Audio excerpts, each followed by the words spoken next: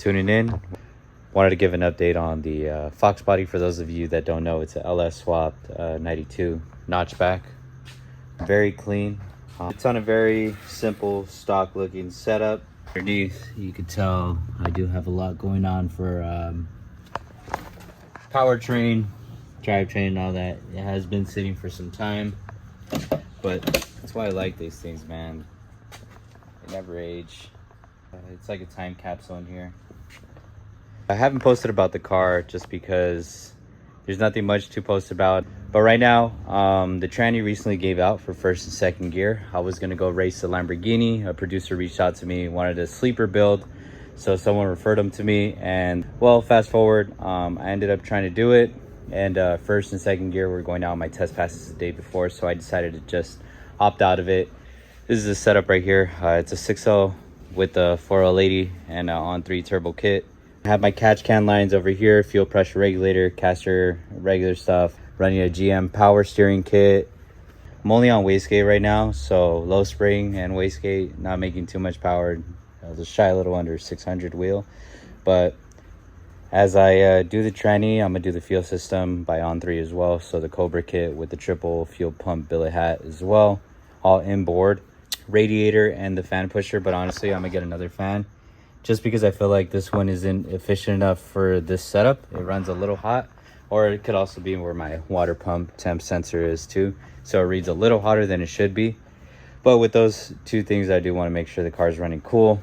For suspension as well, running AJE coilover swap kit suspension with custom spring rates, and then the AJE K member. And then for the cross member for the tranny, that's going to be the Stifler. And in the rear, all BMR suspension in terms of the springs, and then also the control arms, the struts. You can see them right there, red. And then for the shocks, it's strange shocks adjustables. Interior, I kept it pretty stock except for the seats. Those were done by the previous owner or the owner before that. And honestly, I think they're pretty groovy. It's that little ostrich type of dimple on the fabric, and then this gives me like a poor man's Porsche 911 feel. So honestly, I'm gonna leave it. I might redo it in my own way. It hasn't been touched, and I am dreading to drive it. That first and second gear definitely did not move. Reverse works well. The higher gears do, so if I'm at a rolling start and I'm in third gear, the car will go.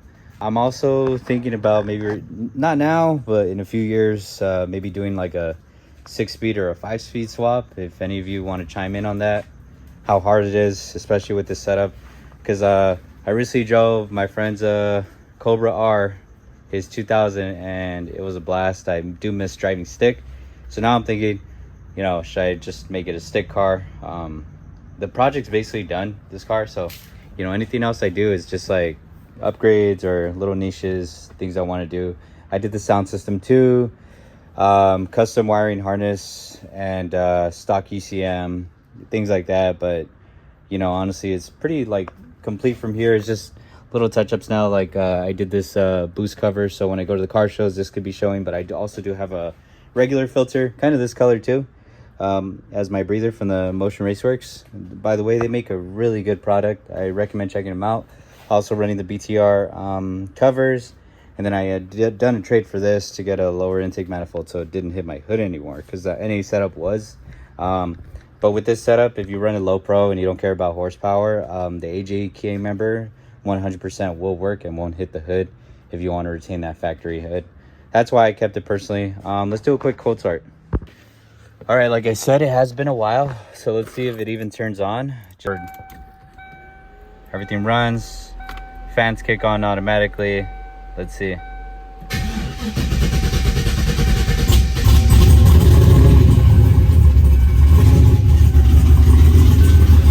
God dang, first try, wow.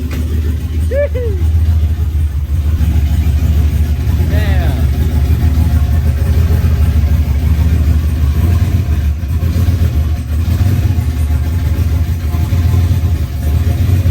Oh yeah.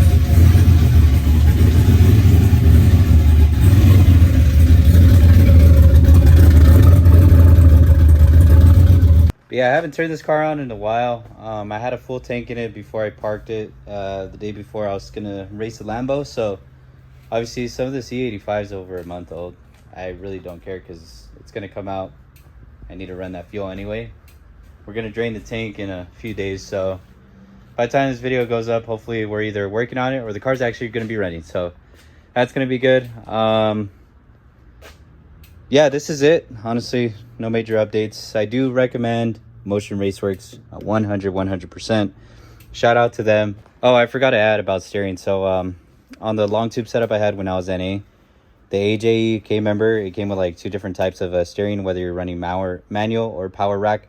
I wanted this car drivable as possible, as I did even have an AC at one point, but I took it off. I will be putting it back on, but I had to get another adapter for this steering rod linkage, but that's the only thing you'll have to worry about is really just the steering adapters and the knuckles. But they have a big kit that goes with everything, so I do recommend AJE. Maybe, you know, reinforce their welds, or if their quality's, you know, gone out the window, but so far it's been pretty good to me. All right, tranny's out. Now to get serviced.